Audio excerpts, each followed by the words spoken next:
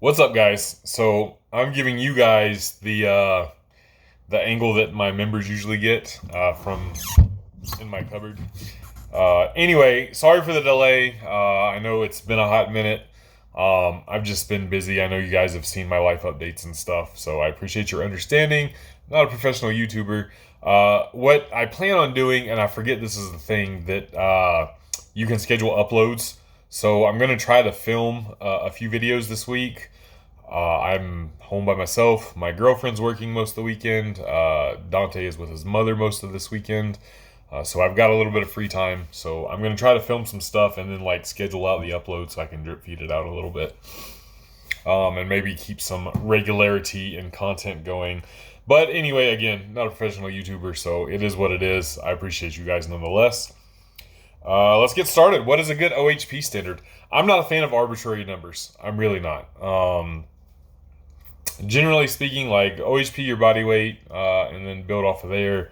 In terms of like absolute strength, 225 seems to be like the or 100 kilos. I don't know if you're American or elsewhere, but two plates seems to be like this lauded goal. Of course, I've hit 3 plates myself, but I mean, hit your body weight and go from there. Again, I'm not the biggest fan of arbitrary numbers. If you compete in a sport that has that as an objective, then, look within your sport and see what other people are doing and where you rank as such. But yeah, I'm generally not a fan of arbitrary numbers. What if instead of a presidential debate, we had an aesthetics debate where the candidates pose and flex like pros, talk about their main goals for presidency, or they get in the ring and duke it out, or they have a strongman meet? It would be better than the current system. I think a lot of things would beat the current system. So there's that. I'm not a fan of politicians at all. I don't like politics a whole lot. I certainly have values and opinions on certain issues, but as far as politicians, I think they're all fucking snakes, and I don't like them. Can I tell the story of this screenshot? So the screenshot from the Q&A is me walking 30,000 steps in a day. I went to go see my girlfriend. She lives an hour away. And she's at work, and I went and seen her, and she was supposed to get off work at a certain time. She manages a Subway, and an employee called in. So I was down around her neck of the woods all day. And I didn't just want to sit there in the Subway and distract her while she was working. So it's a small town. They have a shopping mall, not a very big one. There's some local parks. So I basically spent like, I don't know, 8 hours straight just about, just walking around. Like I went to the Walmart and walked around, and I went to the mall and walked around, and I went to some parks and walked around, and I went back to the mall and walked around some more. I went to another park and walked some more. So yeah, it was just I was stuck basically in a small town with not a lot to do. So I just walked around the whole fucking town. Bro's new girlfriend said she was home and the motherfucker started running. It's not far off of what actually happened. Power clean to deadlift ratio. My best power clean ever is like 290. My best deadlift ever is 705. I never really trained power cleans. What is your thoughts on large vehicles in the U.S. becoming more commercially available? I traveled to the States recently and thought how much more danger it is having two large vehicles in a colliding accident compared to the survival likelihood of, say, two Prius hybrids in the same situation. I'm obviously biased being from the UK, but how do you feel sizing up in the US? How does purposes more useful? So, I am a man who has owned many, many cars. I actually daily drive a Toyota Prius right now. I have an '06 Toyota Prius. Right now in my driveway is my '01 Buick Regal. I just had some custom work done to it. I had the supercharger upgraded a little bit. I've got a 55 Chevy Bel Air. I've got an 82 Volkswagen Rabbit pickup, which is an extremely small pickup truck. It's not even really a pickup truck. It's a car with a pickup truck bed. I've got an '05 Mustang GT. I've owned probably 60 cars. I've had big SUVs, Cadillac Escalades. I've had Cadillac DeVilles, 80s Cadillacs, 70s Cadillacs, 90s Cadillacs. I've had a Buick Roadmaster, another big car. So, and then I think you had a follow up just to add and make the direction of my question clear. I've seen a controversial post saying how thankful they were. They were an American family in a larger vehicle instead of a smaller car. It saved their lives. A lot of backlash replied saying that the original post was saying buying a large car so you can live and others can. Yeah, I think that's getting into the weeds a little too much. I think it's personal preference for the most part. I've owned a bunch of Miatas too. I've had, again, big, small, medium-sized trucks, SUVs, vans. I've had a little bit of everything.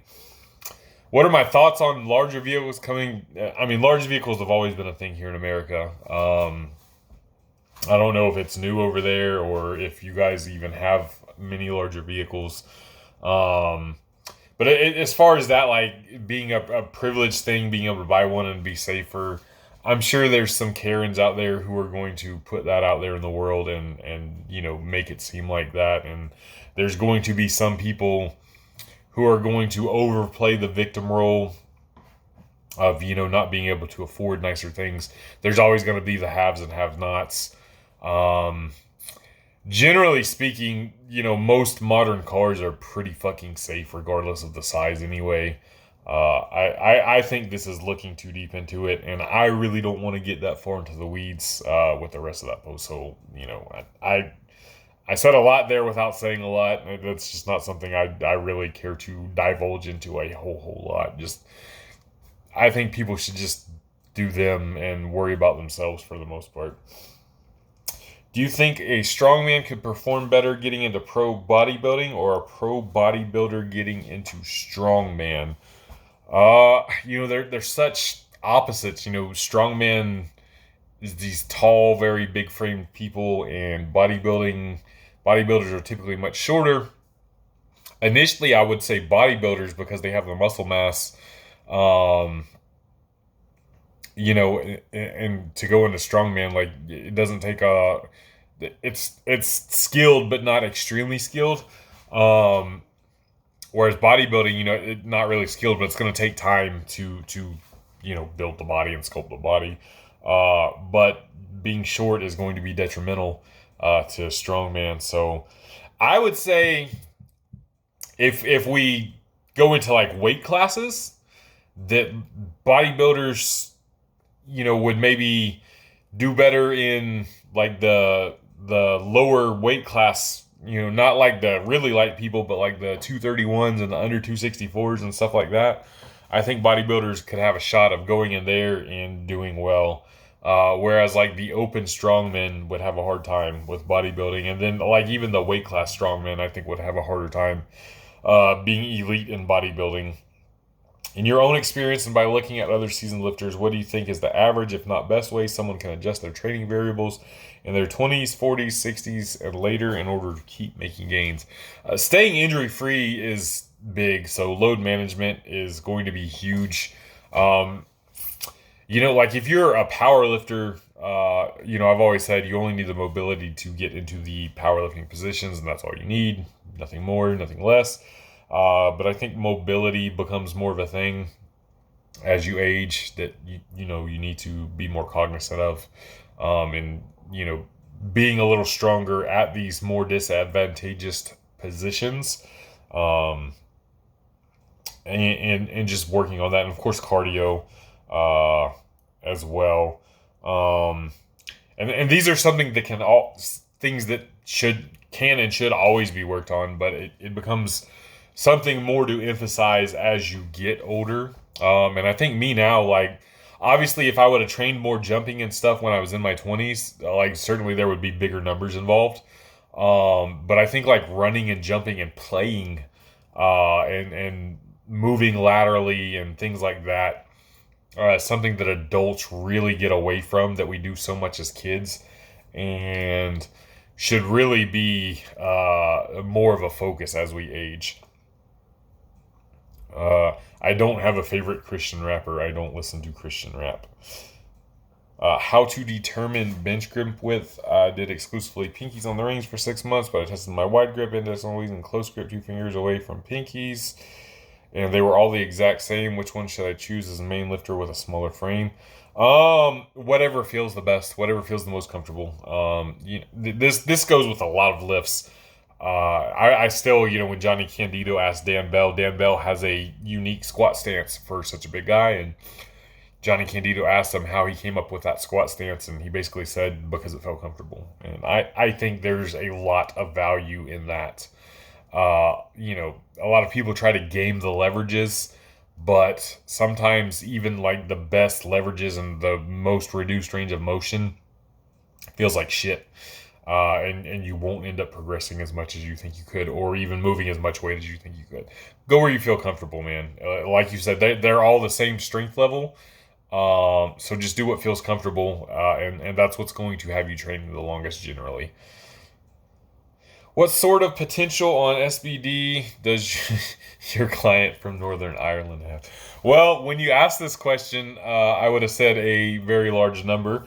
We're going to lose weight a little bit, but generally speaking, Sam, I think there is north of a 250 squat in there, a 300 kilo deadlift in there, and bench press. What is your opinion on calisthenics for maintaining? My man Sam's elbow is a piece of shit. We're working on it. We're going to improve your bench press too, Sam. I just wanted to throw a little jokey joke in there. What is your opinion on basic calisthenics for maintaining a general level of all-around fitness? Yes. Could we see some freaky D street lifting content? I see the weighted pull-ups getting stronger and your dips must be cracked with your pressing strength. I've done a 5-plate weighted dip. It's on my channel 2 years ago, last year, something like that. But dips kind of aggravate my shoulder. So I don't bring them around very much. So probably not going to see street lifting stuff in there. Favorite old school hip hop tune from the 80s, 90s? First one that's coming to my mind right now is Master Ace, Born to Roll. That's always a classic that I will turn on anytime and listen to. It's probably, I don't listen to like a lot of old school hip hop, and when I say old school, I mean like 80s, like Big Daddy Kane and shit like that. I know now, like my heyday of music was the late 90s and early 2000s, and that's considered old now because I'm getting old. Thoughts on using heavier weights to push progression for building muscle, such as top sets for lifts that allow you to lift heavier, like a barbell curl versus an incline. I'm here for it. I'm here for loading more weights as long as you are not adjusting your technique or leverages just for the sake of moving more weight. As long as you're keeping it within the technique that's providing the most hypertrophy for you, I'm here for it. Using explosive or cheat reps to get more out of the weighted stretch on rows and pull-ups. A lot of people with very large muscles did cheat reps after their strict reps. Do with that information what you will. If Ice Cube did another album, who would you want to see on it? Cardi B. Peace!